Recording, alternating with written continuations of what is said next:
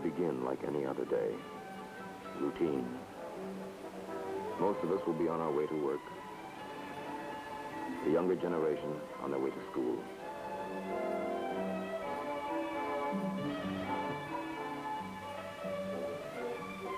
At home, the lady of the house will be engaged in her morning chores, as usual. Yes, it will be just another routine, peaceful weekday morning.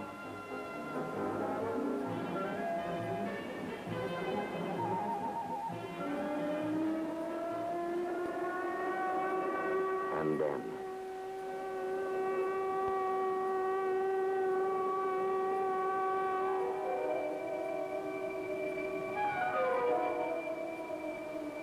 at first, people will stop in their tracks. Some will be puzzled. Some annoyed. Some even angry. No announcement was made of a practice air raid alert. It must be a mistake. Someone at Civil Defense must have pushed the wrong button. But what if it isn't a mistake? What if someone at Civil Defense pushed the right button, and this is not a practice alert, but warning of a real enemy attack? And if it is a real attack, how will the United States cope with it?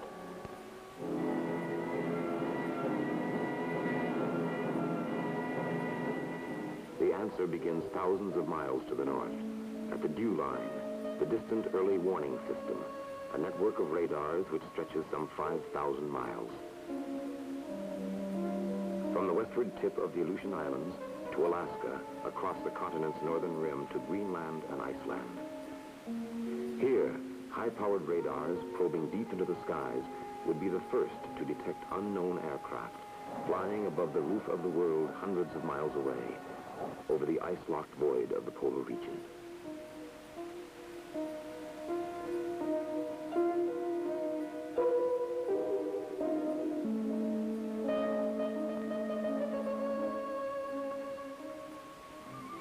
Immediately upon detection, the information would be flashed to the Combat Operations Center of NORAD, the North American Air Defense Command, buried deep in the heart of Cheyenne Mountain near Colorado Springs. NORAD's mission is to defend Canada and the United States against aerospace attack.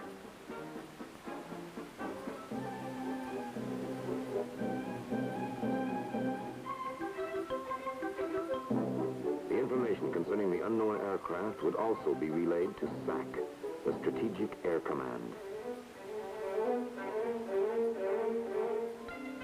and to all SAGE, semi-automatic ground environment centers, located in the United States and Canada. Each SAGE center will conduct the defense of the sector for which it is responsible. As the unknown force moves south toward the North American continent, it will be kept under constant radar surveillance. Each change of position, altitude, and speed will be known instantly in NORAD's Combat Operations Center.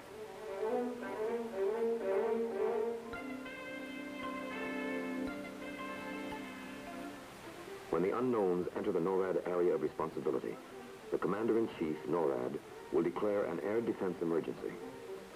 And United States and Canadian long-range fighter interceptors will be launched, first to identify the aircraft, and, if found hostile, to destroy them.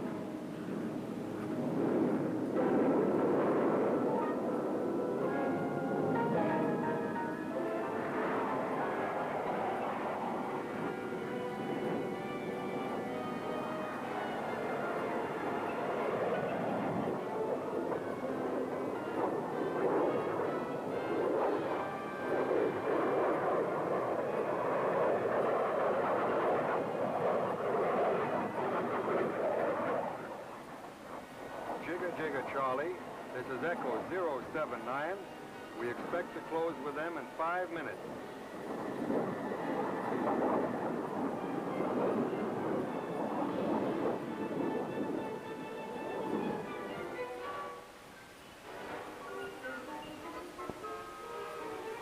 Hostile. With the unknowns confirmed hostile, our interceptors will attack.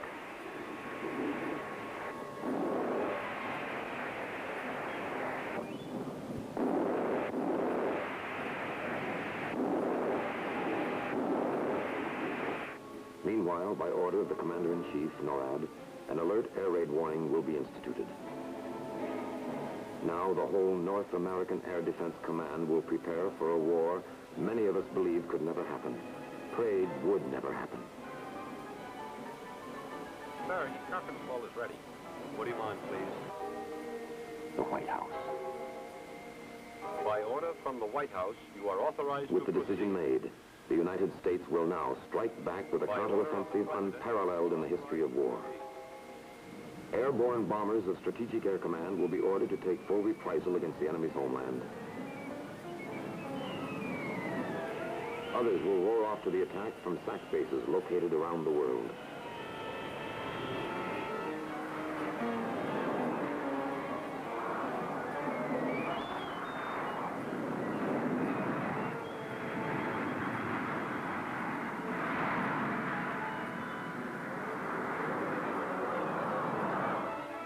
Giant Air Force intercontinental ballistic missiles carrying nuclear warheads will thunder into the sky toward their pre-assigned targets thousands of miles away.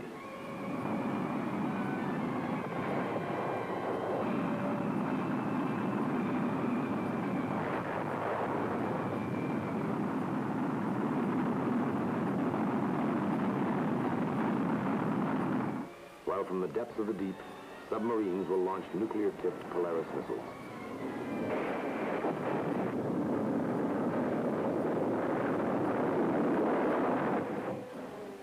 Despite the devastating destruction our fighter interceptors will inflict upon the invaders, some may get through. At this time, the battle staffs of all SAGE centers located in the sectors toward which the remaining enemy planes are moving will prepare to carry out prearranged contingency plans. SAGE surveillance teams will pick up the hostile force.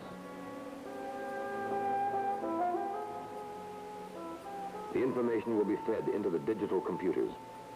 Using all available data, the computers will offer a choice of weapons which will best intercept and destroy the enemy.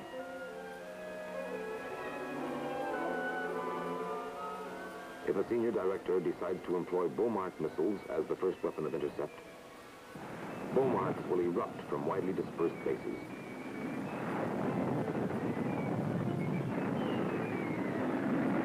Even before the deadly Bomarks hit their targets, more supersonic interceptors will be scrambled.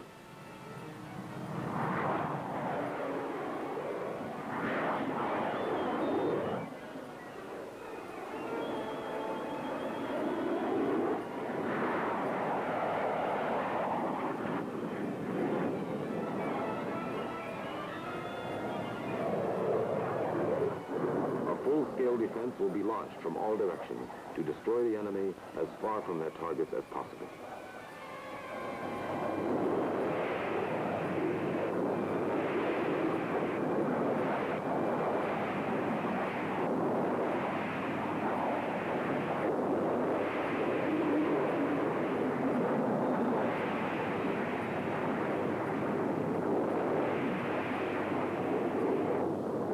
Those enemy aircraft not destroyed by our fighter interceptors will probably deploy toward their assigned objectives, which could be Washington, D.C., Seattle, New York, Detroit, Los Angeles, or other large, heavily populated and industrial cities in the United States.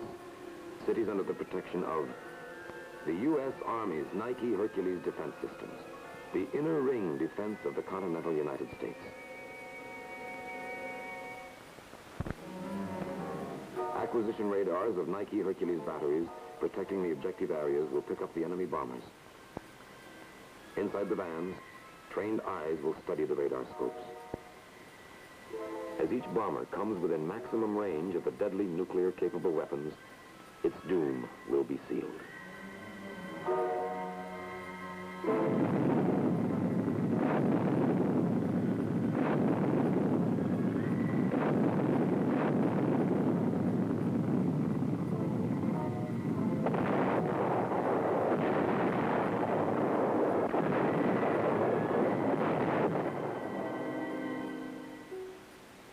The air battle you have just witnessed was, of course, simulated. But the conduct of the defense was factual. I'm Darren McGavin.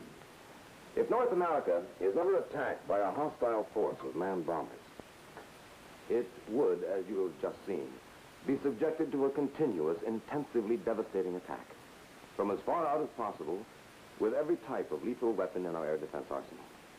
To say nothing of the terrible destruction our own bombers and ballistic missiles would inflict on the enemy's homeland.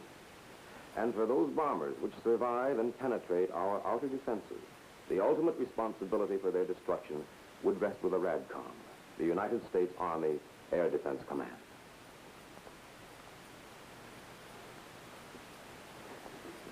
A RADCOM is both a major combat command of the Army and a vitally component part of NORAD's defense in depth. Its mission is to provide combat-ready forces for the air defense of critical areas within the continental United States.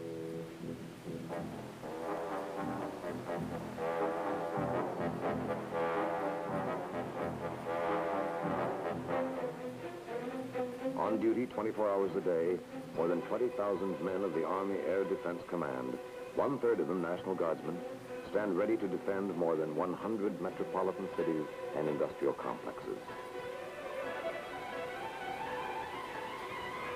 The responsibility is great, the training arduous. An RADCOM missileman begins his career at the Army Air Defense Center in Fort Bliss, Texas. Here, students come to master their own particular jobs in the Army's air defense system.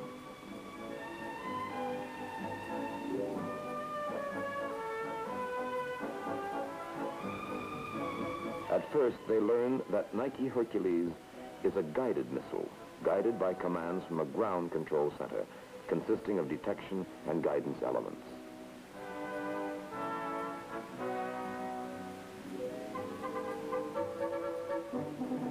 Radar eyes, connected by electronic brains that control the sharp-wing nuclear-capable weapons, which can destroy any known aircraft or air-supported missile.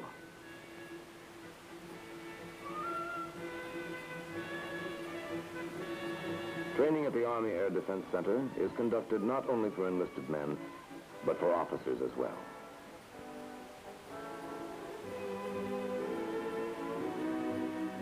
Each officer must know precisely how the entire system works, how it locates the enemy, how it fires a missile, and how it guides the missile to the target.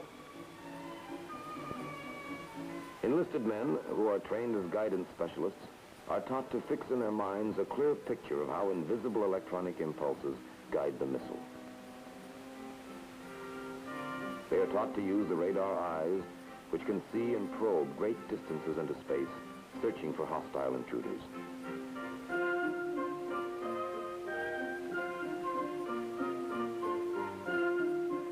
Other men, trained as launcher specialists, must know how to keep the missiles operational, ready to fire at all times.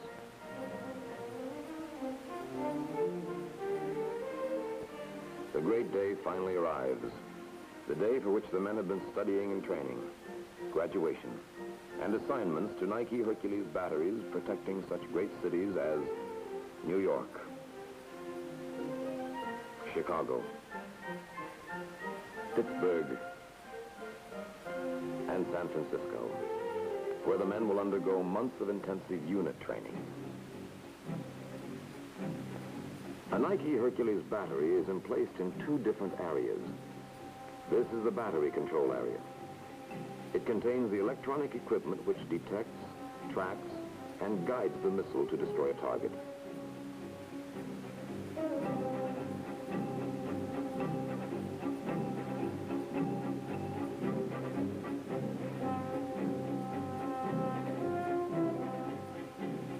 Separated by 1 to 3 miles is the launching area. Here are located the facilities and equipment to assemble, store, check out, and launch the missiles.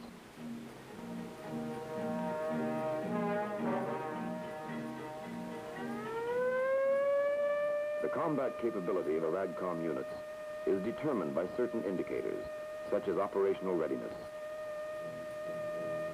engagement simulator training,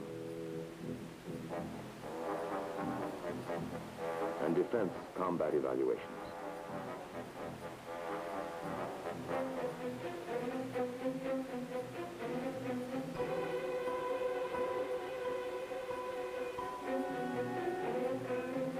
Safety is stressed throughout the training.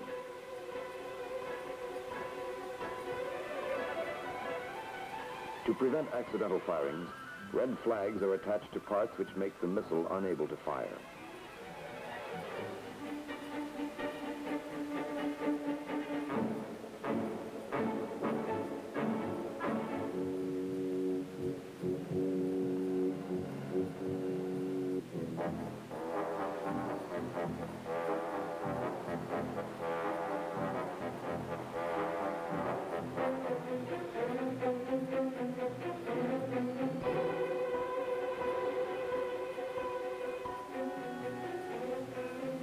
Even with the red flags removed, additional precautionary measures are taken. Special keys are required to unlock the missile's deadly power.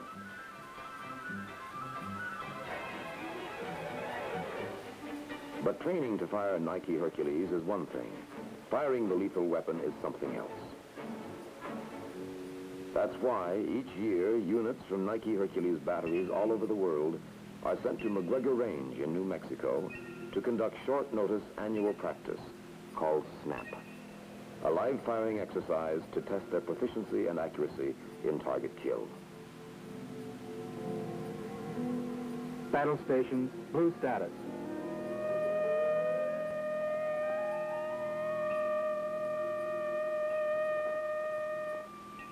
Acquisition present. Computer present.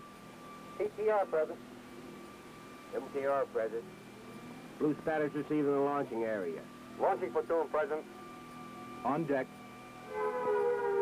Now the men are ready to engage the mock enemy, a remotely controlled target.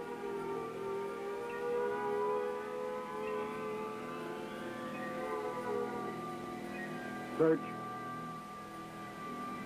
The searching radar scans the sky for the invisible target. Challenge target.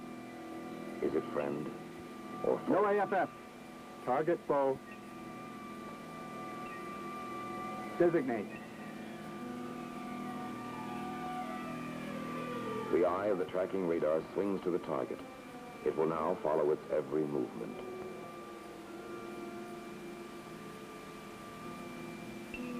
Soon, all will be automatic.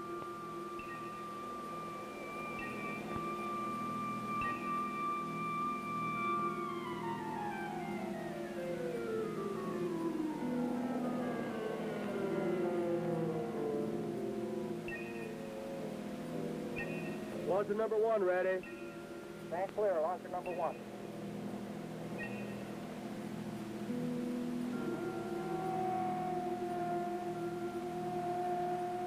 This is how it will be, near our great cities, and with the Army overseas, if on some fatal day, enemy bombers attack.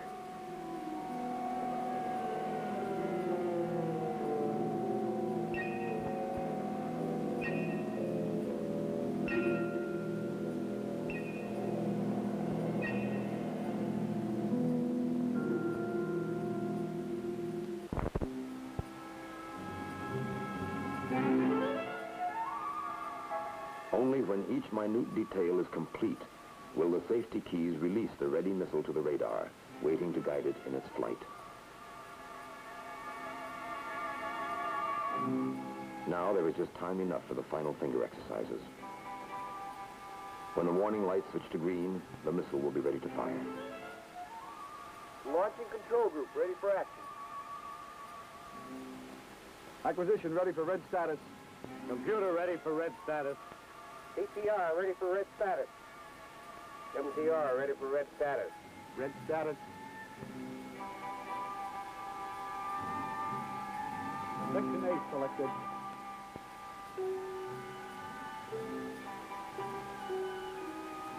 The missile radar turns toward the launching area and locks on the missile the electronic beam which will guide it in its flight.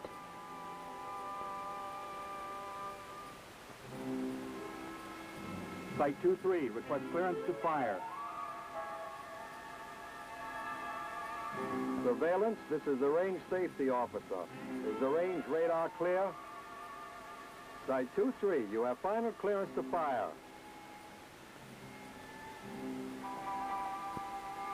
In a moment, the missile, armed only with explosives, will perform a role which can also speak with the awesome voice of nuclear power. About to fire. 5, 4, 3, 2, 1. Fire!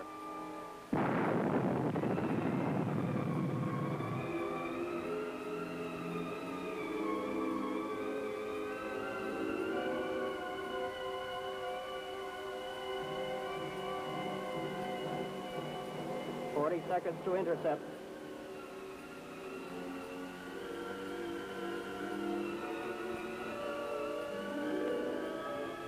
30 seconds to intercept.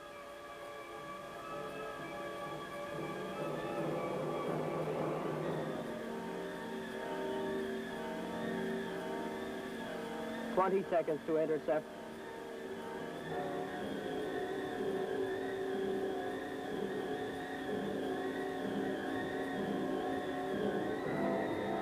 5, 4, 3, 2, 1.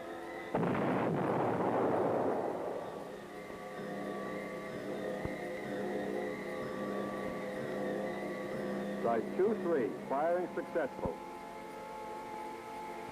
Until now, you have seen the vast defense network the United States possesses to guard North America against attack by man bombers. And we shall continue to guard against that threat 24 hours a day, 365 days a year. But we face an even more terrible threat. The intercontinental ballistic missile and the submarine-launched ballistic missile.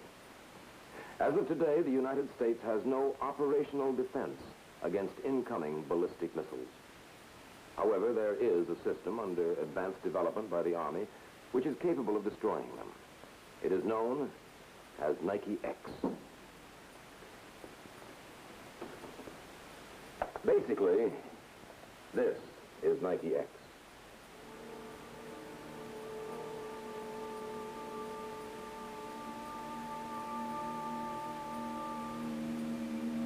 It consists of 2 radars capable of performing multiple radar functions and 2 types of guided missiles.